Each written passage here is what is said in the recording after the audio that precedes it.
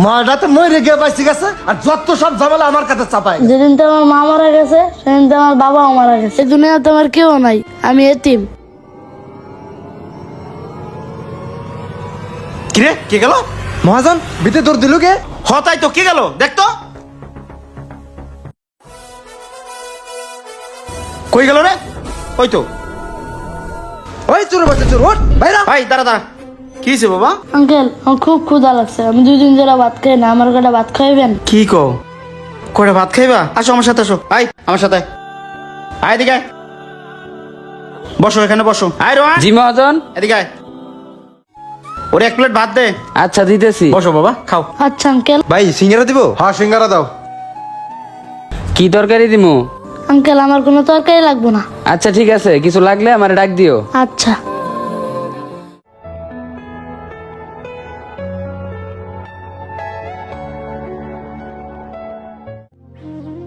কি ব্যাপার, ও খালি পানি দিয়ে কেমনে ভাত খায়? আয় রোহান। হ্যাঁ মহাজন। এদিকে আয়। বলেন। কিরে ওই পিচ্ছি খালি পানি দিয়ে ভাত খাইতেছে, ওর তরকারি দাস না? ওরে জি গাইছিলাম, ওই কইলো জোর তরকারি লাগবো না মহাজন। ইস, পোলাটা কেমনে হাঁসের মতো ভাতগুলো গিলতেছে, যদি গলায় বাজে। যা তুই কাস্টমার দেখ। আচ্ছা। বাজান তুমি আস্তে খাও, যেমন ভাতগুলো খাইতেছো গলায় ঠেকবো তো। আঙ্কেল আমার খালি ভাত খাওয়ার অভ্যাস আছে, গলায় থাকবো না। কি বলো, তুমি ভাত খাও না কয়দিন ধরে? আজ 2 দিন ধরে। 2 দিন ধরে ভাত খাও না? হ। তোমার বাসায় কে কে আছে?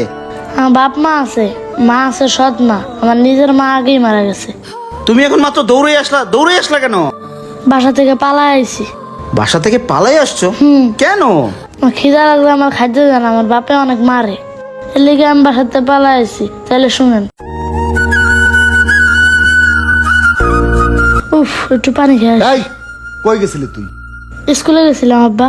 স্কুলে গেছিলি না? তোরে কইছি না স্কুলে যাওয়া যাবে না? আজকে থেকে তোর লেখাপড়া সমস্ত কিছু বন্ধ। আরে এদিকে বোর্ড আমার না খাইতে খেতে শুকায় গেছে, ওর মুখের দিকেই তাকানো যায় না। আর এদিকে উনি স্কুল মারাইতে গেছে। শোন, থালা বাসন যা আছে ঘরের সমস্ত কাম তুই করবি, যা। আব্বা আমার খুব ক্ষুধা লাগছে, কয়টা খায় আর পরে কাম করি। খাউন মারাইছো না? খাউন মারাইছো? থালা বাসন ধুয়ে সমস্ত কাম শেষ করে তারপর সন্ধ্যার পর তুই খাবি। যা যা কাজ কর, যা। তোর মার সাথে তুই মরতে পারলি না? মাটা তো মরে গিয়ে বাইসে গেছে আর যত সব ঝামেলা আমার কাছে চাপায় গেছে।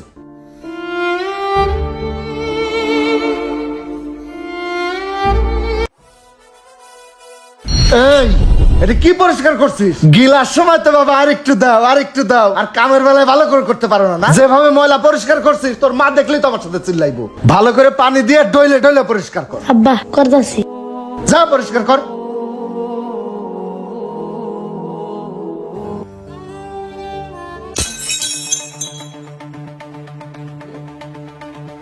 কি রে, কি হইলো এটা? প্লেটটা তো এইভাবে ভাঙলি? আব্বা ইচ্ছা করে ভাঙি না, বাবা রাতে বইরা গেছে গা। বইরা গেছে? চল তোর আজকে ভালো করে গিলাম। চল চল যা। তুই 2 দিন এই ঘরের মধ্যে বন্দি থাকবি, তোর খাওয়া দাওয়া সব বন্ধ থাক তুই।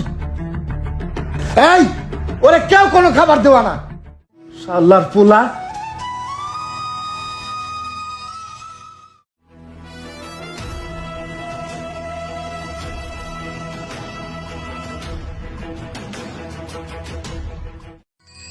আঙ্কেল সবই তো শুনলেন, আমার স্কুলে যেতে দেয় না, আমার আব্বা আমার যে ঘরের সব কাম করে।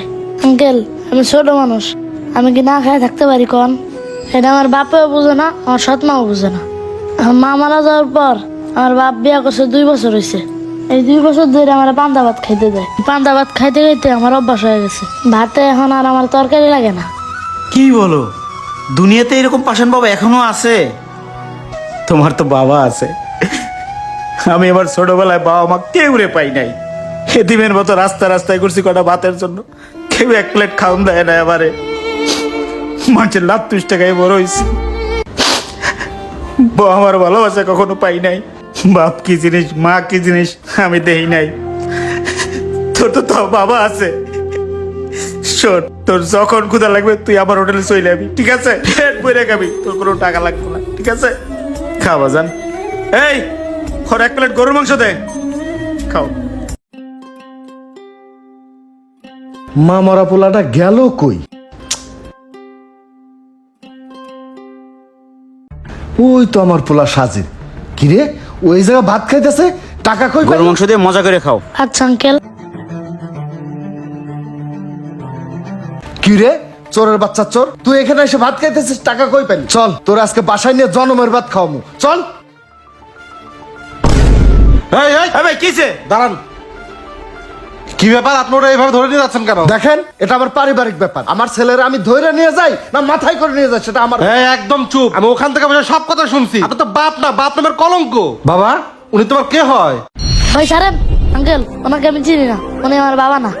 কি খুব তো বড় বড় কথা বলেন। আমি এখন আপনাদের শিশু পাচারের মামলা দিমু।